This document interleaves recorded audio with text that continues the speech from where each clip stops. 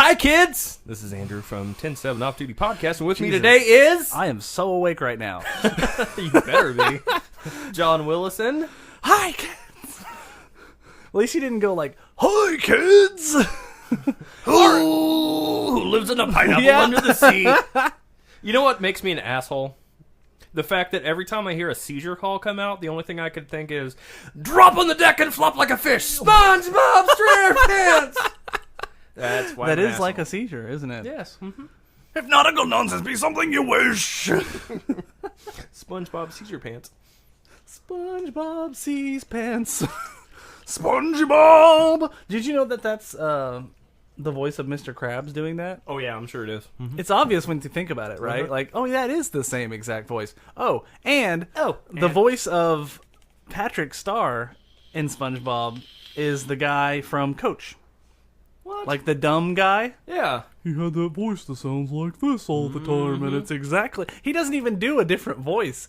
It's just, he aged, basically, and now he sounds like Patrick instead of that guy from Coach. Wow.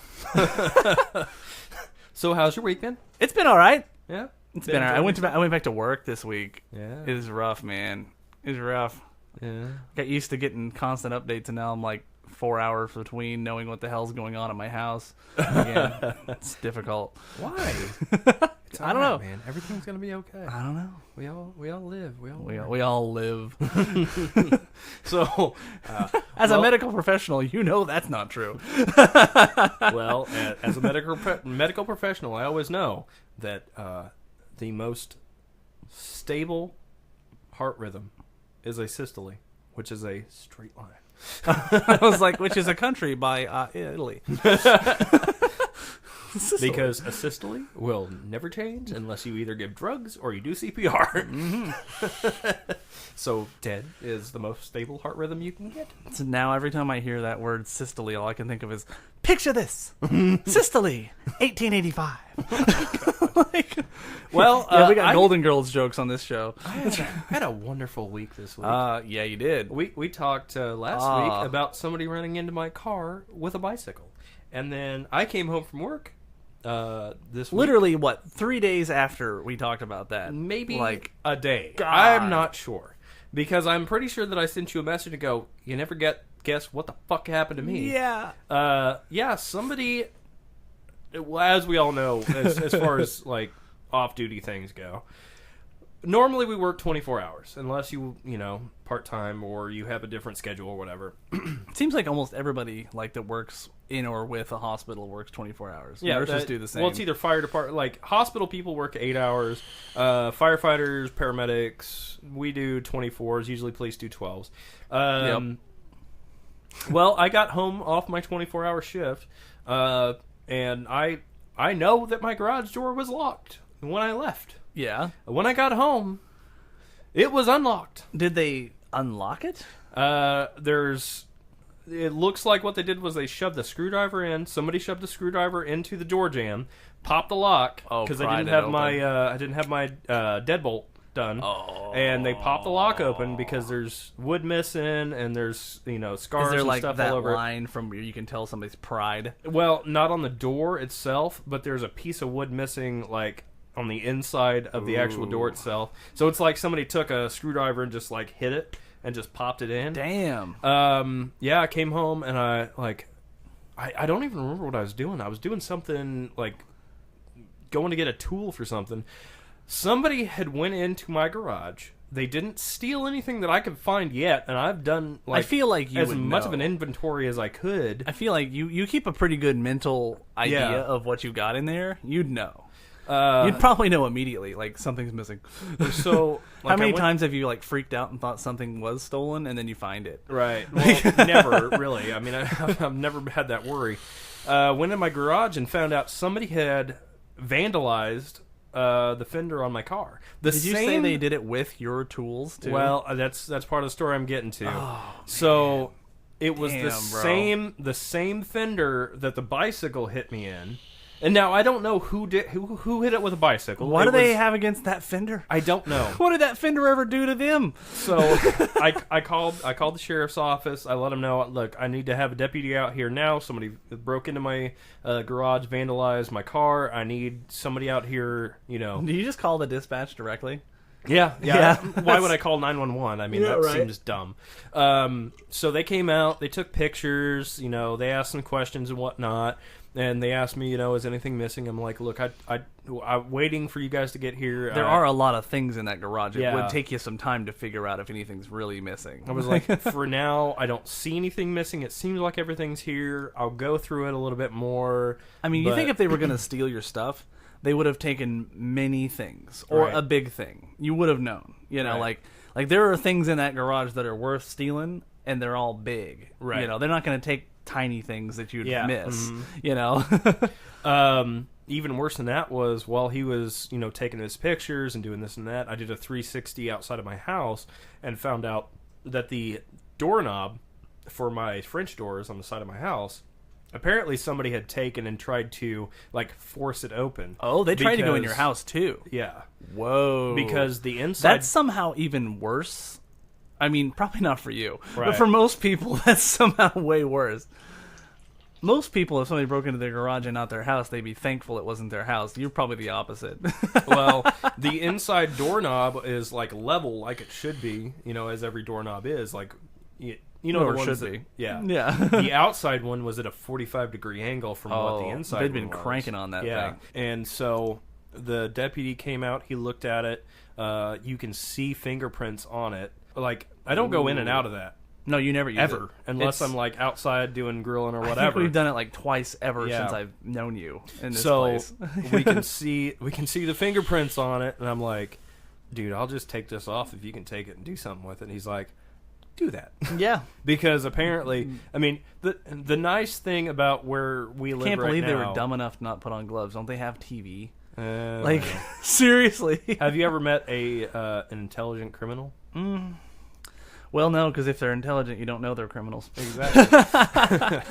So, ended up taking that off, gave it to him. He put it in a plastic bag. Apparently, they have a new little system where they can put it inside of a plexiglass container and fill it with smoke. Yeah. And it'll actually... That actually, you can do that yourself. I don't know why I with know super this. glue. Yeah. Mm-hmm. You just basically boil super glue in there, and then the steam sticks to it, and it's like, cool. So, they're sending that in to have that done.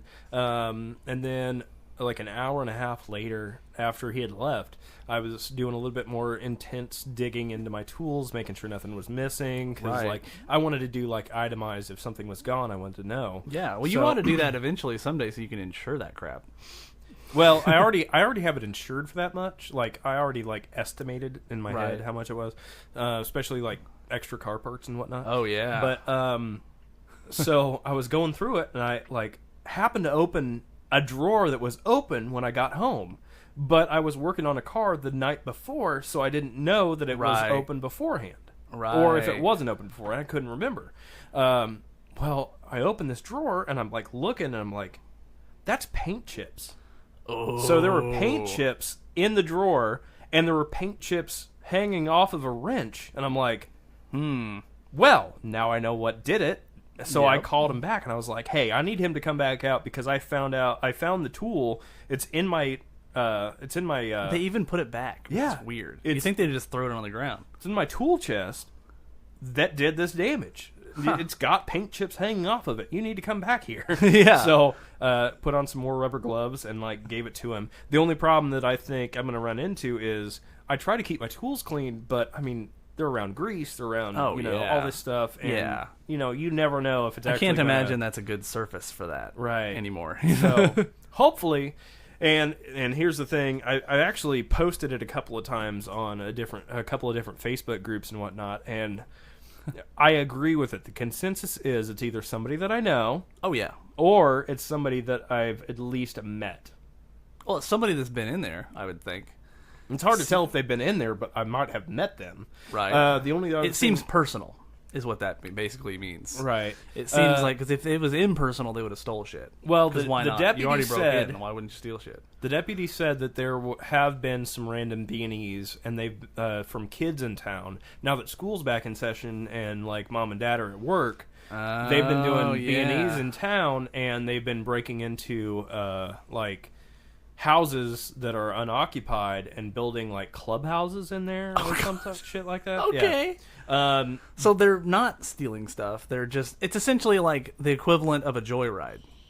Yeah. Like, they're not in it for the money, they're in it for the thrill. Right. That makes sense. And okay. Even worse than that, though, like, but here's the thing about, like, my house in particular, is if kids come over to my house and they want help, like, need help with their bicycles or fixing something or whatever, I'm the guy that actually does that. Yeah, you know, because you've got time when you're off duty. Right. Yeah. So they'll come over, they'll be like, hey, I don't have air in my tire, can you air my tire? Or and they all probably know you got tools and stuff. They're like, you can fix stuff. But the other side of that too is I know there are a lot of kids in this town that like to come over and they like to like look at the Mustangs, or they like to take rides in the Mustangs and all that stuff. So there's a possibility that maybe one of those kids was like, hey, my buddy, lives over here, and he's got these couple and then cool some cars, other fuckers. and the other fuckers come over and fuck with shit. Just be glad that I didn't catch him, because right, they'd have found him here, just hanging from somewhere. Yeah, you just hang him up on a hook, like, come get him. Yeah, it'd be like Batman or Spider-Man. Like, in that situation, I'd almost rather it be an adult so you could kick their ass without feeling bad about it. Well, and here's the shitty part. Like, yes, I know this is kind of a more serious conversation. I mean, at least they didn't do like. They could have done a lot more damage. There's hammers there. Right, yeah. They could have busted out every window in that car. They could have busted out every light in that car. Well, they're not gone all Punisher, trust me. Yeah. They could have done worse. Well, and this Which makes me think it was some kid, because they were probably like in and out. They were scared to like stay in there too long. But the other side of that, I've got 4 dogs in the house, and all of them go nuts if they hear somebody outside too. So they could have like done that, and then while they're doing it, they hear the dogs barking and just go, fuck it, I'm out. Yeah. It's hard to tell. Yeah, I don't know. It does feel like amateurish. Yeah, it doesn't seem like somebody that's like a hardened criminal who's done this before a multitude. Oh yeah, they would have taken everything out of the fucking garage. Yeah. And like even like an idiot would have been able to find tons of stuff that they could have pawned easily for. Your jacks alone are worth a buttload of money. Mm-hmm. That's worth a lot of crack, bro. Yeah. I mean, you could throw a stick with your eyes closed, and it would hit something that was worth more than $200. I almost guarantee it. Oh, totally. Yeah. But my other statement to this is that, and you're gonna have to get a security system now, huh? It's on the way, bro. Yeah, you're getting one already. Yeah. That's the way to go. You got to. This is not a funny talk, I guess, and this, I think we're going to talk about this episode and next episode too. Is there's a lot of like mental health issues that EMS has to deal with, Yeah, and unfortunately, like with a lot of the things that I had to like I've seen in my busy EMS days and whatnot. I mean, because that's 8 years of stuff like that, right? And this is not going to be a popular thing to talk about, because I've had this conversation with, kind of some EMS bullies and whatnot, but I've also had this conversation with an EMS bully? Well, I should say online bully, not EMS bully, online bully. Dicks. Yeah, like guys that you make a comment about, and then they want to come back with, some sort of a bully comment. Essentially, overly sensitive douchebags. Yeah. But like, this is the conversation I've had with both internet bullies, and then I've also had this conversation with true combat military people, and the online bullies are do not have the same mindset as the true combat military people. Yeah, which is weird. Okay, so I've made this comment a couple of times, and unfortunately, I actually have the diagnosis to back it up. But that EMS can get PTSD and other issues like that just as easy as combat people can. Oh, sure. And the internet bullies always are going, you haven't seen combat, you don't know what that's like, you haven't seen anything yet. And I'm like, dude. I mean, maybe it's not exactly the same, but it's not still the same thing. But if you break down the actual name of it, post-traumatic stress disorder, have you seen trauma? Do you have stress from it? And is it a disorder at this time? Yeah, exactly. Why did they switch it? Because it used to be syndrome, remember? It was actually shell shock, and they actually they called it PTSS for a while, and then they switched the syndrome to disorder now. Why do they do that? Well, syndrome is actually usually lasts less time than a disorder does, because disorder's for life. Because the guy from Incredibles beats him up. Right? Yeah. Mm-hmm. But yeah, this. I mean, like I said, this is not a good. People are going to get touchy about this. People get touchy about it. They do, and I think it's just like.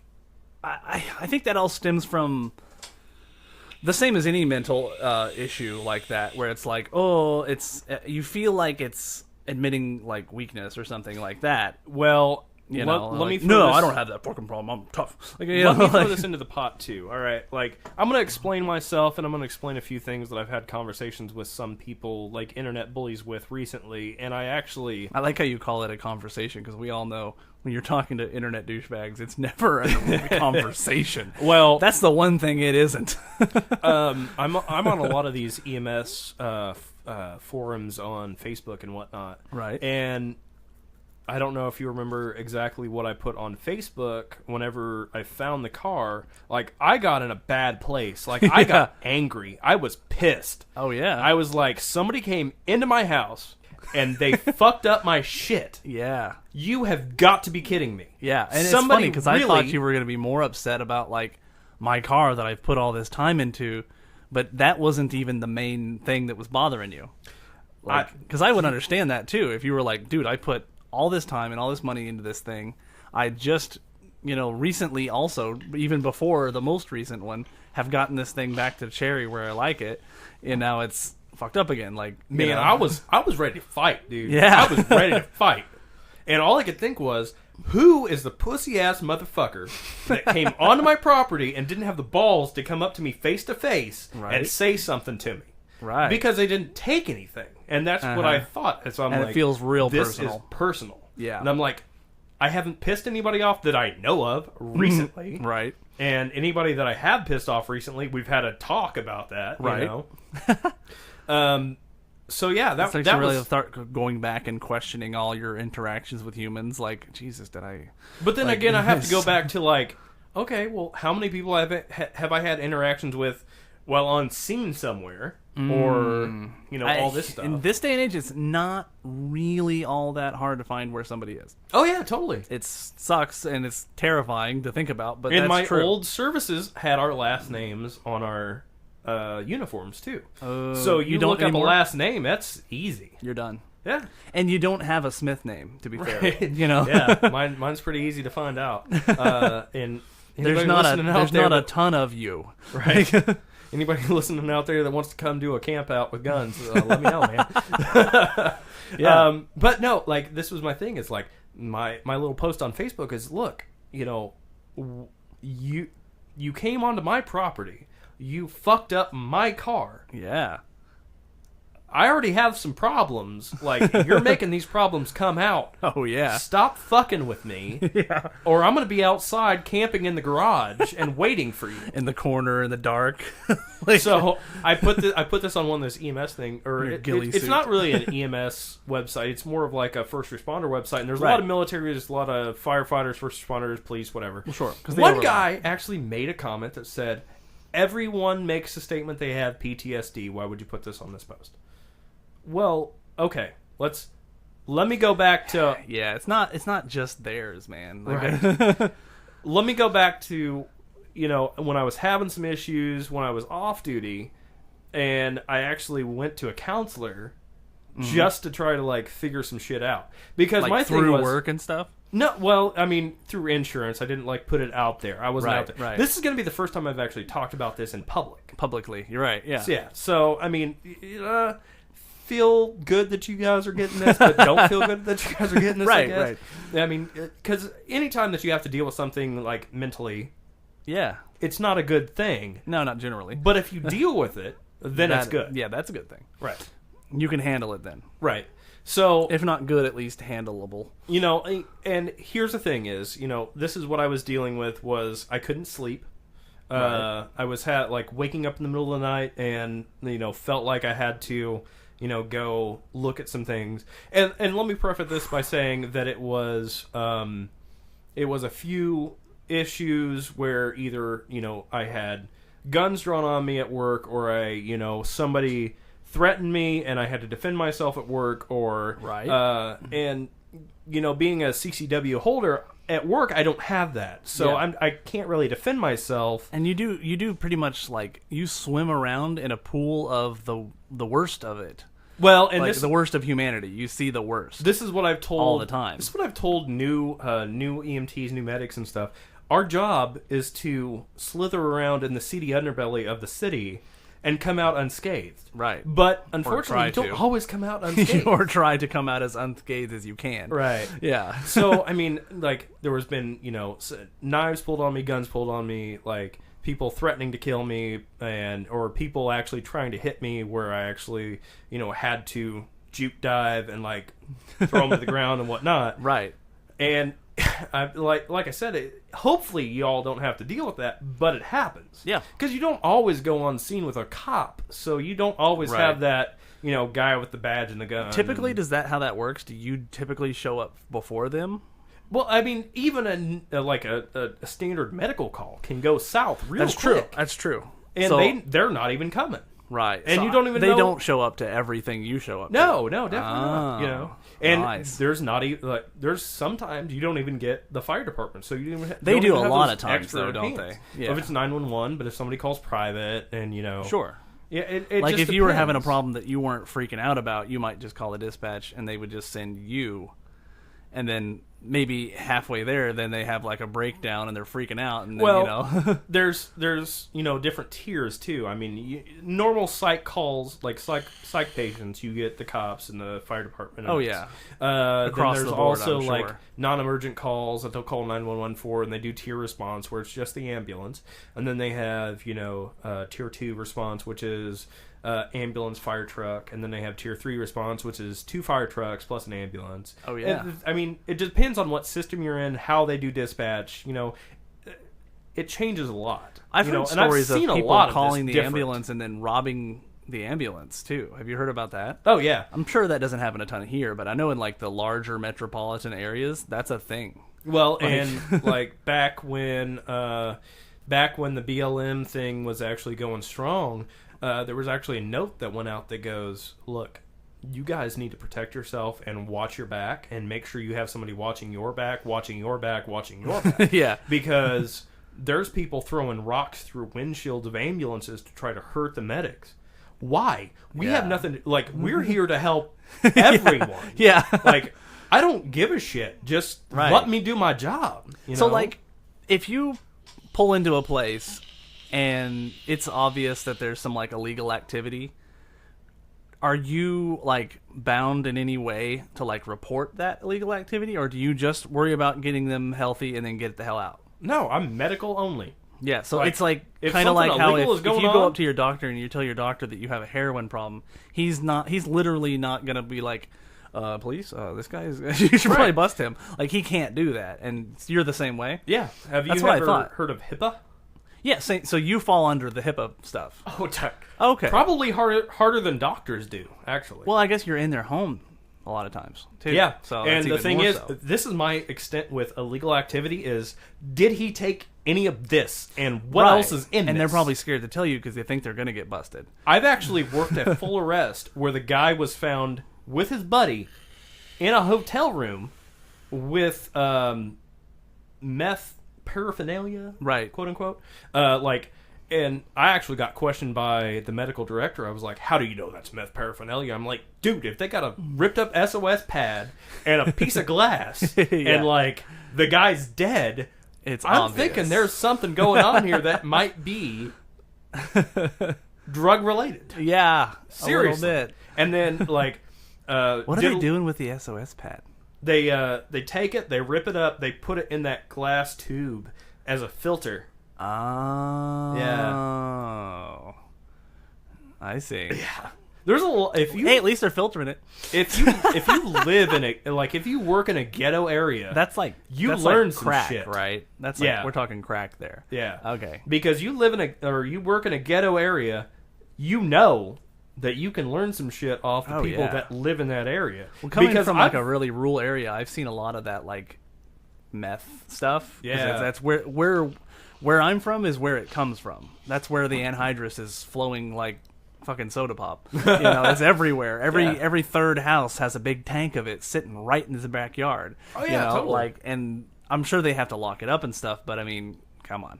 Right. It still gets out, so something's going on. And my favorite thing to do when I was working on the fire department was, you'd get the call of a smell of anhydrous, and you would have to go out there, you'd put your SCBA on, and you'd find a guy laying underneath the anhydrous tank because they're new. Mm-hmm. You know the guys that aren't new making the meth because you don't find them. You just smell the meth or the anhydrous. You might see the leavings. That's it. Yeah. Yeah. The guys that are brand new. And once you smelled anhydrous, you do not forget that smell. It smells like cat pee. It is the only thing that smells quite like it, and it's strong. Yeah, there used to be a truck that would drive around to like all the different farms in the area. Like I think he was like one guy that would service small time farmers. Right. So like they didn't have to have their own stuff that way. He would just bring it and do the thing or whatever. I forget, what did they do with it? They spray them. It kills the bugs, right? Yeah, they spray them on the ground with the new crops, and what it does is it actually has a certain ability to help the soil as well as kill the bugs. Because not only does it work as it's also a bit of a fertilizer as well. Yeah, that's right. Because of the ammonia in it, I'm sure. It's crazy.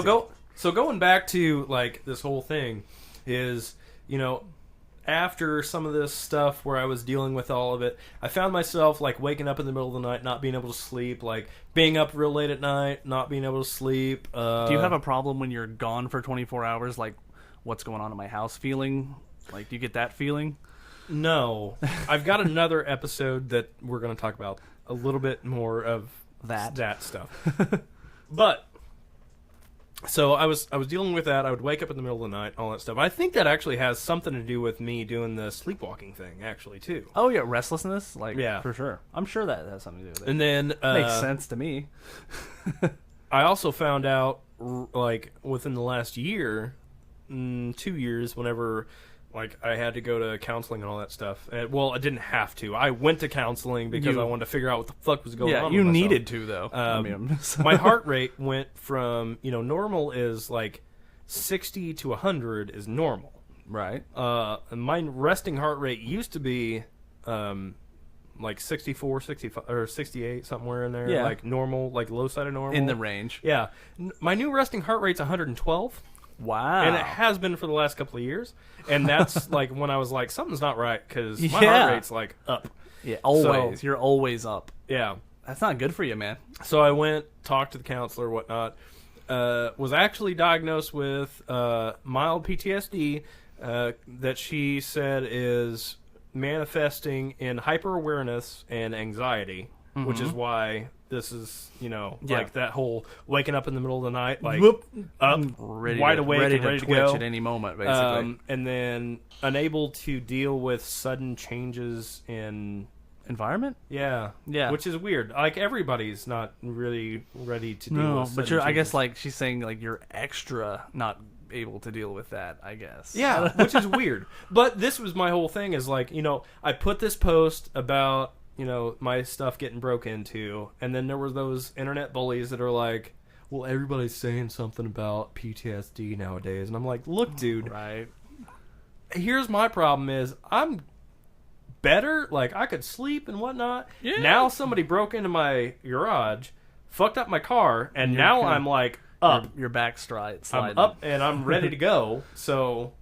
Like that is what that is. Don't be hating on me just because I'm not like a combat medic or whatever. Because I've actually had this conversation. All right, let me preface this by saying that one of my best friends is a former Marine engineer that dealt with bombs. Like he made bombs. for the Marine Corps. His wife is a former Marine that dealt with like motor pool, but also did runs in Humvees and was on a 50 cal. So they know what this is like. Right. And I told the whole situation to them, and they're like, yeah, bro, I'd have fucking went in the same situation, done the same thing, and that's my same like outlook on it. Yeah. Well, and like I know 2 people with PTSD, like personally, I work with at work, and one of them, she has PTSD because she was in the is it the Red Cross, where they like go and help out like bad situations and stuff. Like she was basically helping out.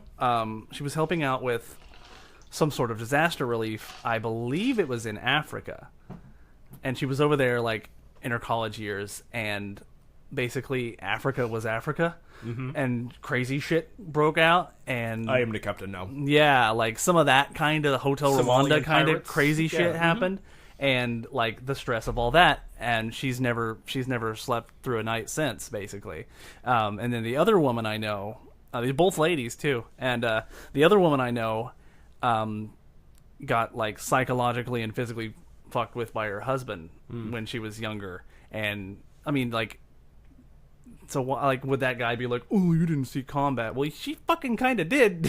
Like, but that's the thing, you know, is like this is my issue. Is it's not a military only disorder. You know, it's bullshit that they say that. It depends on what your life is. You know, I mean, 8 years dealing with guns put in your face, knives put in your face, dealing with dead infants and dead people and gunshot victims. Well, there's little kids with PTSD that never saw fucking being assaulted by whatnot. This is the problem. Is what they made it PTSD, post-traumatic stress. Well, anybody that has a stress, right, and it happens after a trauma, that's post-traumatic stress. Yeah.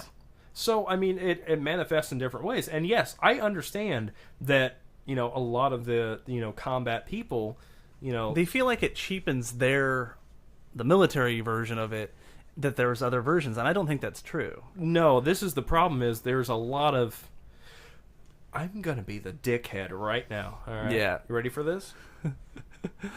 The millennial motherfuckers in this world right now are going around saying they have post-traumatic stress because somebody said something that hurt their fucking feelings. Yeah, and douchebags that make the joke like, "Oh, the McRib is gone, now I have PTSD."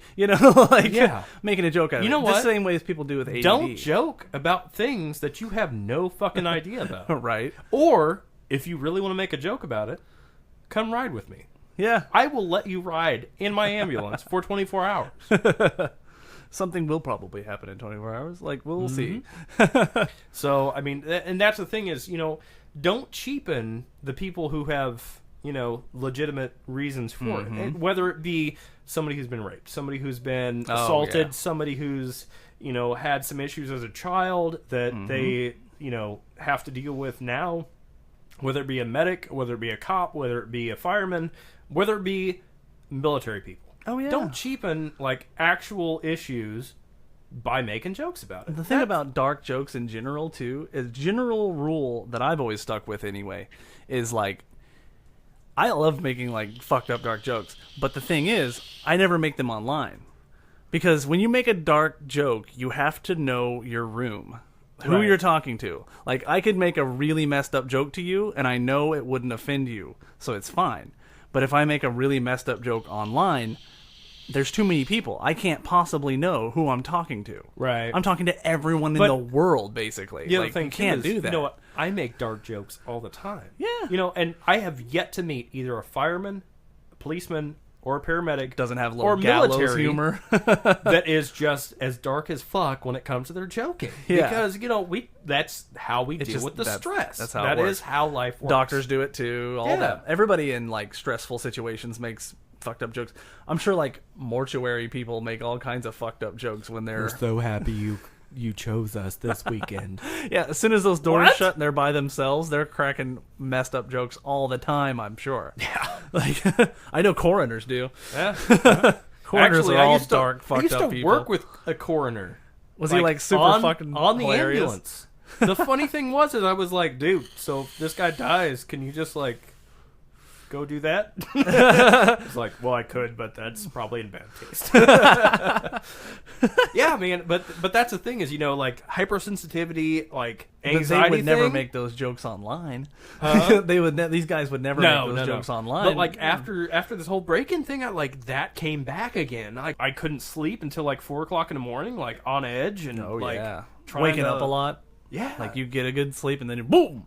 Yeah, you got to start all over. Man. I've been there. So, it sucks. And that's the other thing I was going to ask. I know that you take some like medicine and whatnot for some anxiety and stuff like that, yeah. right? Yeah, I do. I used to take. I don't remember the name of it. I used to take an basically like a mood stabilizer, essentially. Right. Yeah. That actually really doesn't help me because turns out I did a lot of talking to a lot of doctors, and eventually the consensus they came to was I have a mild enough case of bipolar. Autism? maybe that too. That one we haven't figured out yet. But I have like a mild, basically, whereas like bipolar people that have like real serious bipolar, which I think you call it like acute and what's the other side? Chronic? Chronic, yeah, like chronic bipolar guys, they go like say you're like 0 to 100, 50 is normal, right? Mm-hmm. They go 100, 0, 100, 0, right, and they jump up and down really erratically. I don't go so erratic, and I also don't go so extreme. But I do certainly have. Sometimes I get like just absolutely depressed, and there's no reason.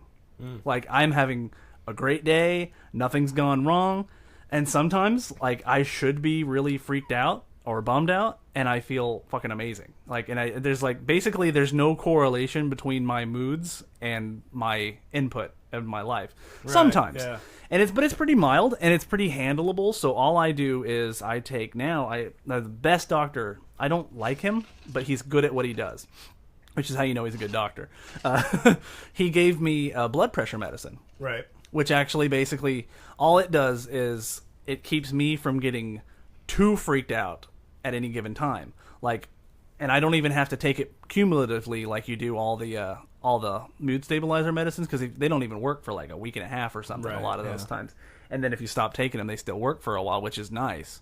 But for me, it's like I can even not take it for months on end. But if I start feeling like, I'm having like almost like a panic attack or whatever, snap one of those bad boys within 5 minutes, I'm like back down to a point where I can handle it. Right. So it's actually been pretty nice because I don't like to medicate, especially mental medications. Right. I hate that shit. So I hope we're not losing listeners right now. if you don't like what we're talking about, I'm sorry. We're going to get around. More... We'll change subjects. We'll change subjects all the time. We'll get more into some funny stuff. But I mean, I think this is actually probably good, because I think there are probably some of these people out there that deal with the same problems that I do or you do or whatever, because I've seen them in my professional life. Mm-hmm. So, let's have a conversation about this. If somebody out there has a question or wants to tell us to fuck off, or they want to see what we have or to has say, something to add to something, exactly, or whatever, email us 107offduty@gmail.com. Absolutely. Please email us. We're nice guys for the most part. We try. But if you have something serious that you want to talk to us about, send it to us and we will be serious with you. Oh, yeah. I mean, I'm not going to be a dickhead. We're dumbasses, with something but we serious. can be serious. We have to be. Yeah, and this is going to be really fucking serious, okay? Yeah. Like, I never had an anxiety attack until like a year ago. And they suck.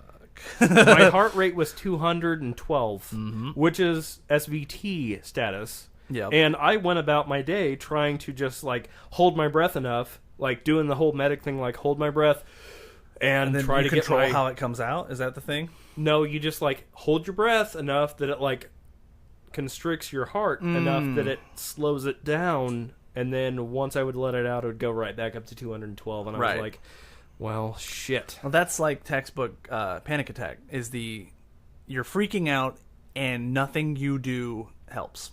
Yeah, but that was the thing, is like I went all day because like I'm a medic. I'm not going to go to the hospital for that. Right. I'm not going to fucking ask somebody for help with this. I'm just going to be like, even though you probably should. All right, look, there's something going on here. I'm either going to fix it myself or I'm going to die in the process. Right.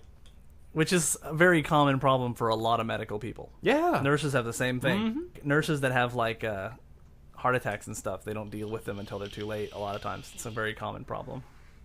Yeah, Thing. Why'd you fuck with my cat shit, dude? Oh, spinning it and it came off. I didn't know it came off.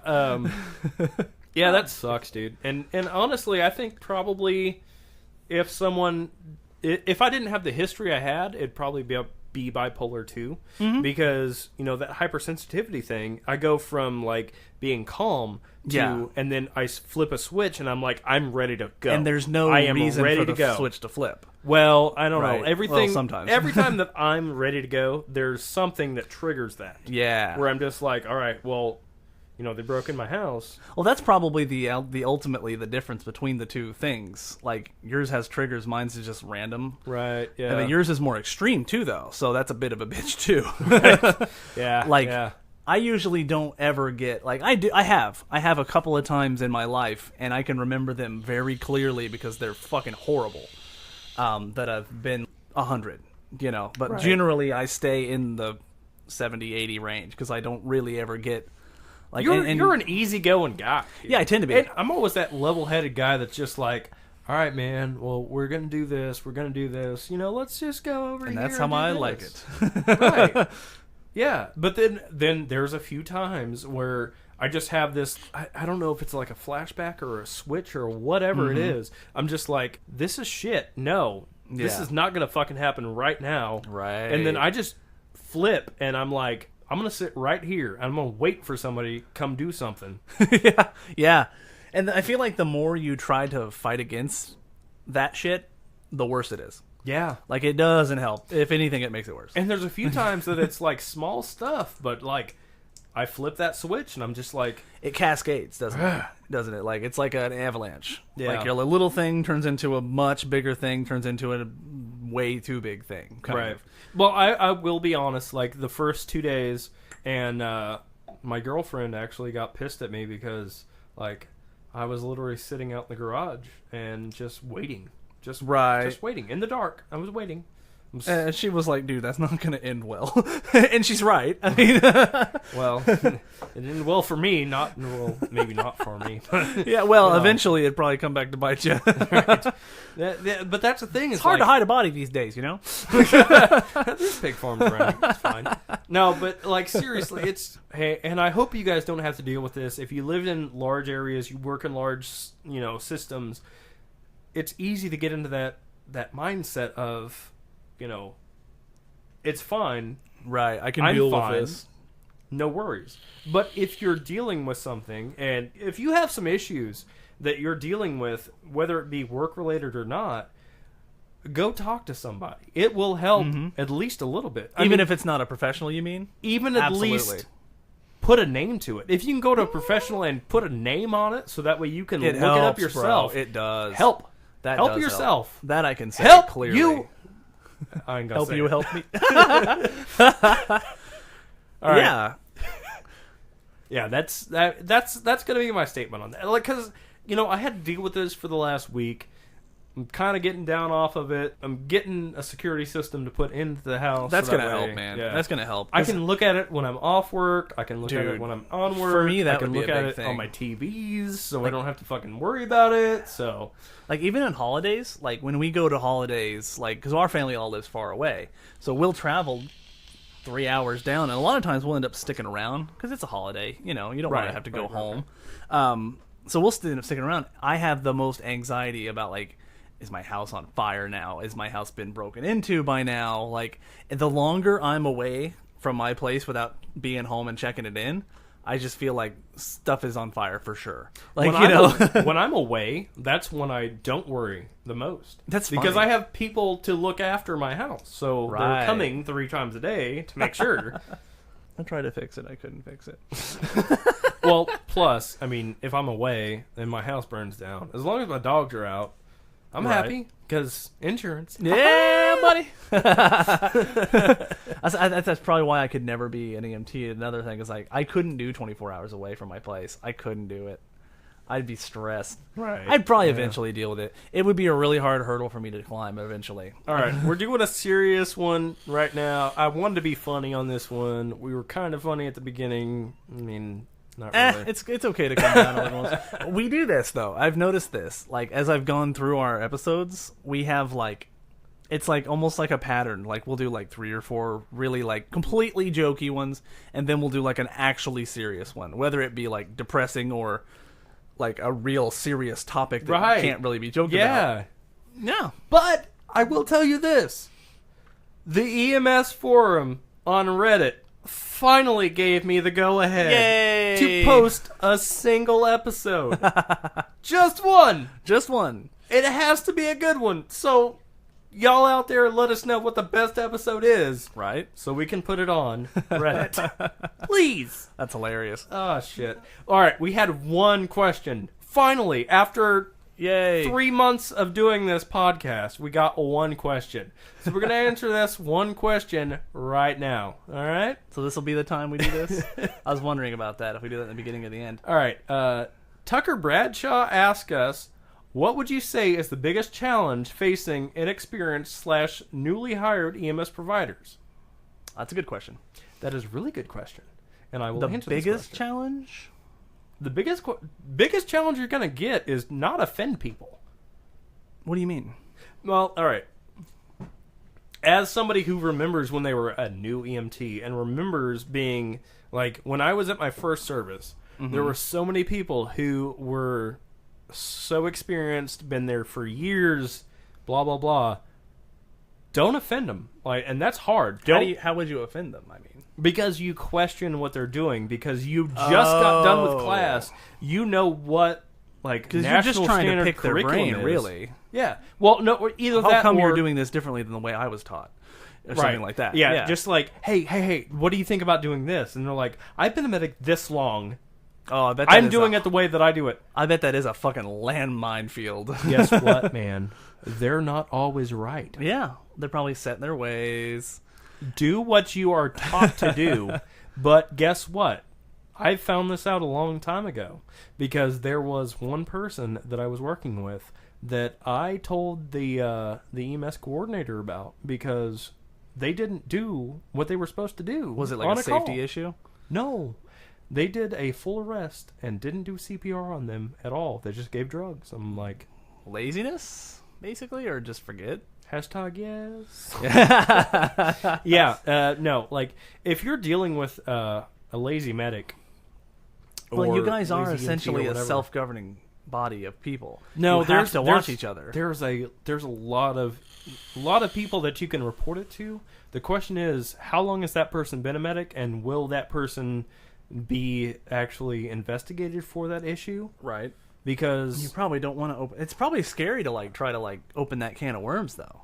Yeah, and actually, when this situation came down, like, I went to the EMS coordinator. I was like, "Look, hey, I don't know what you think about this. Can you do it anonymously? So you can to a certain point. A certain point. X-point. You can to a certain point, but then you have to actually give some sort of like statement or something. And and I actually had a printout of the cardiac strips.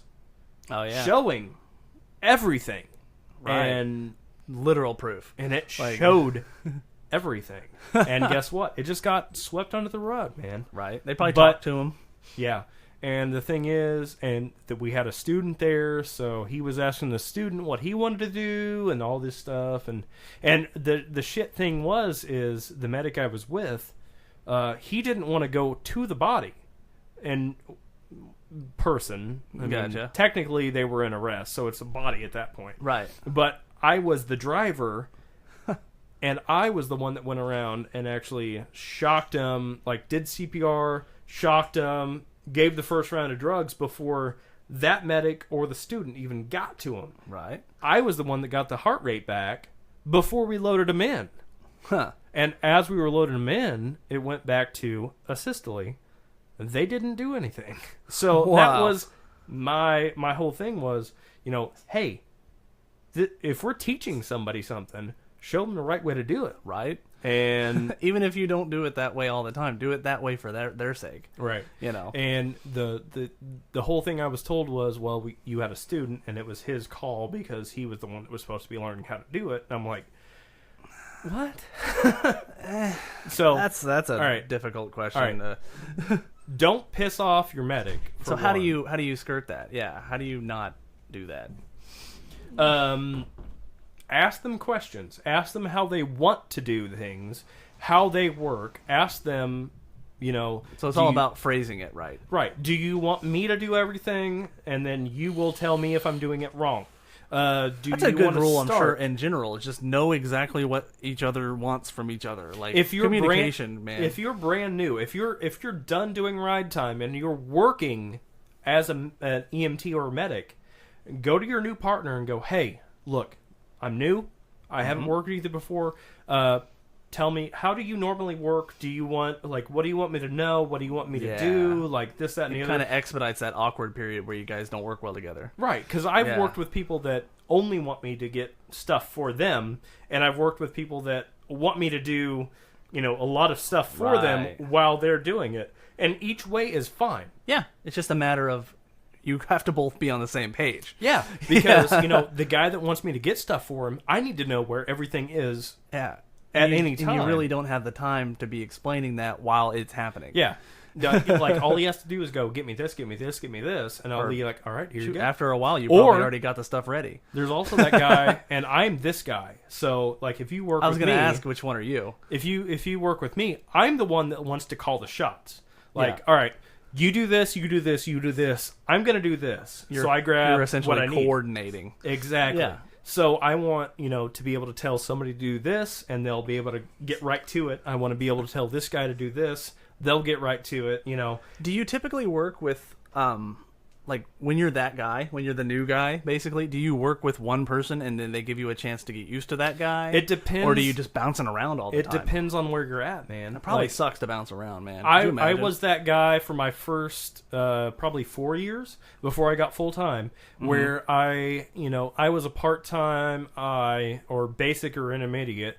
So basically I was going between people who didn't have a partner for the day, like somebody called off, or I was working the I-car where I was the lead. So I'm like, hey, what do you want me to do? Or hey, you do this, and then hey, that's a hard transition to make. But I mean, honestly, that's how you make a good medic, is being able to either work with somebody well or tell somebody well. Right. That's hard to do. Well, I was gonna say, the thing about not working with the same guy over and over again is, I'm sure there's a magic point where you get to a point with a guy where you can almost read each other's minds and you guys can work so efficiently. Yeah. And you never get that if you're bouncing around all the time. And I've had my all of my good partners. Yeah, we worked really well together. I didn't even have to tell him to do non-verbal communication stuff. Just yeah, dude. Well, and that's the thing is, I've said this multiple times. If you're going to be the lead person, be the calm. Don't freak out. And you should be able to look at your partner and he knows what the fuck you're thinking. Yeah. So that way you can get stuff done without being like, oh my God, go do this! Right, and have to stop everything and break everything down. Yeah. Right. So try to listen. Try to be a good partner. Talk to your partner. Talk to your partner. Ask them. You know what? They might be a dick, but that might be the way that they deal with new people. Oh, yeah. Because everyone's going to feel out the new person to see what they can take. Yeah. Because they're testing your boundaries, man. An EMT or a medic that breaks, super simple, super easy, is not going to make it. I swear to God, it won't. You want that weeded out as quickly as possible. Yeah. The other thing too is if you're doing ride time, if you're doing ride time, if you're an EMT or medic class and you're doing ride time, which is when you're basically hands off, you're just watching, or what? No. If you're doing ride time, they're going to show you hey, this is what you need to do. You do it, especially if you're a medic student. You've already been through basic class. You should know how to do an assessment. Right. Go do the assessment, and then you tell me what you want to do, and then I'll tell you if that's exactly what you should do. Right. Because if you don't know how to do an assessment or treatments, you need to get the fuck out of this. Somebody's going to get hurt. Yeah. Or not get helped. Right. I guess. But if you're doing if you're doing ride time, if you're doing your EMT or medic, classes, bring something to whoever you are going to do ride time with. Right. Whether it be donuts. Oh, yeah. Oh, I get what you're something. saying. Like a literally, Yeah, like an olive branch type of deal. Like exactly. I'm sure you've had people you've gotten along with and people you've not gotten along with. And like any job, you could do the worst job in the world with cool people, and it's still better than doing the best job with bad people. Right. And that's the thing is, you know what? You bring donuts the first day, especially in a really busy setting. Everybody loves the donut guy. You're going to get taken on every single call that they can take you on as a good call. Yeah. Otherwise you're going to get stuck with the transfer car, and all you're going to do is like nursing homes. Right. Which I won't say you won't get a good call in a nursing home. Most of the sick people that I've seen are in nursing homes. Because they're already sick to begin with. Yeah. So, Right.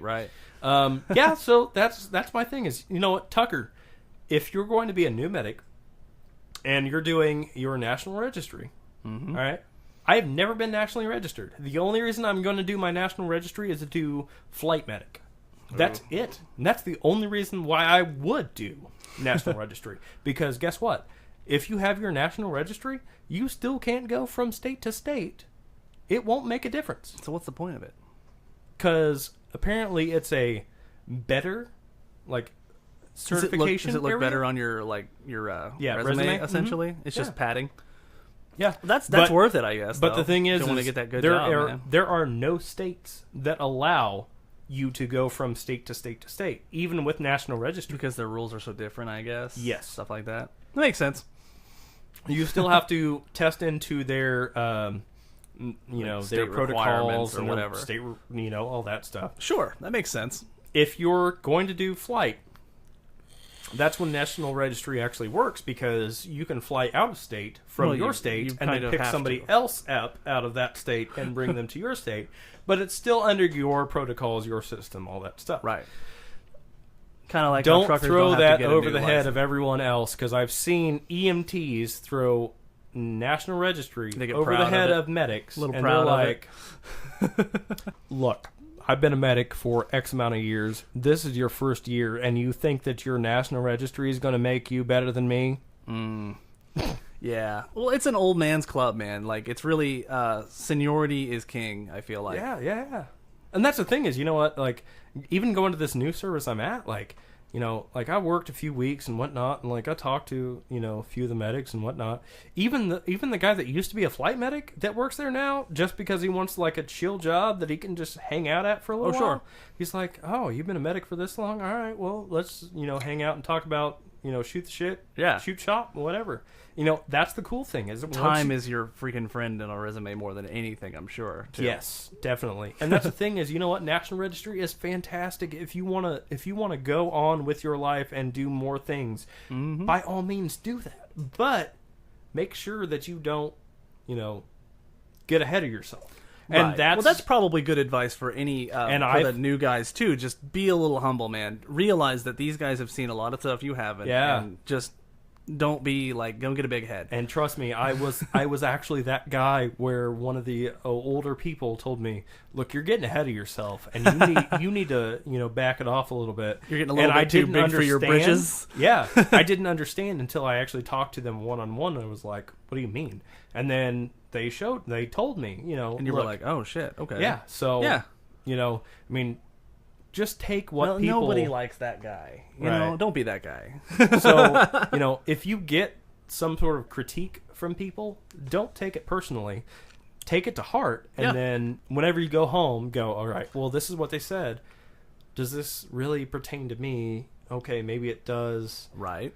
Well, as I've gotten older, the biggest thing I've learned in my life, I think, and this has helped me the most with my mental health in general, is that even if they're completely off, even if every thought in your brain while they're telling you this thing that hurts your feelings or makes you feel crappy about yourself or whatever, even if you're like, no, they're completely wrong, it doesn't change the fact that they think that. So instead of fixing the problem that you're upset about, wonder, okay, well, so why did they think that? Right. Like, if a dude thinks you're an asshole and you're like, I'm a nice guy, I'm not an asshole, don't stop there, because the real question is now, okay, so why does he think I'm an asshole? Mm-hmm. Maybe I did something that made him think I'm an asshole, which, let's be fair, makes you an asshole. You know? Well, and, you know, all right, really short is whenever I was told that I got too big for my britches was whenever I told a nurse that I think that the psych patient that I brought in was legitimately a psych patient because they were crying when... So you were overstepping your bounds a bit? Well, no, it was because... Apparently, this person's been in there multiple times, done the same thing. And you didn't know that, of course. So don't, like, be objective, not subjective. Right, and you were probably just, like, feeling your oats and feeling good about it. Like, I think I've got this figured out. And you were, like, probably a little bit proud of yourself. Like, yeah, right. I got this figured out, man. Yeah. And it was super simple. It was super simple. Like, not something like... You know, where I'm doing like multiple IVs, drugs, you know, cardiac and all that stuff. I'm not doing anything. I'm just like looking at somebody. So just you just thought you were Dr. House for a second there. Yeah, exactly. Just make sure that you're not, you know, overstepping your bounds. Make sure that you're being objective, not subjective, and make sure that you take everything in. Mm-hmm. And those old people that are in there, even if they're 26, 27, if they've been there for a few years, ask them and learn from them, because I'm sure they know a bunch of like things that are going to help you out so much. You know, yeah, exactly. They've got the benefit of years. My favorite thing is to have new medic students, new basic students, so that way I can tell them, look, same thing I've told you. Really, you know, number one, you know, be the calm. Number two, make sure you don't like overstep your bounds. And number three, look at everything abstractly. And then go in and do something. Right. You know, makes sense. Don't get tunnel vision. When you get tunnel vision, you get hurt. Yeah. Because you can't see the guy coming up from behind you or from beside you want to hurt you. Try to have a full situation awareness. Yeah. Yeah. Hell yeah, man. All right. Well, this has been the 15th episode of 10-7 Off Duty Podcast. Oh, man. Guess what, guys? You can actually go on Alexa and ask for us, and it will play. That's crazy. We tried it earlier. It works. It didn't used to, but I know. now. It's nice.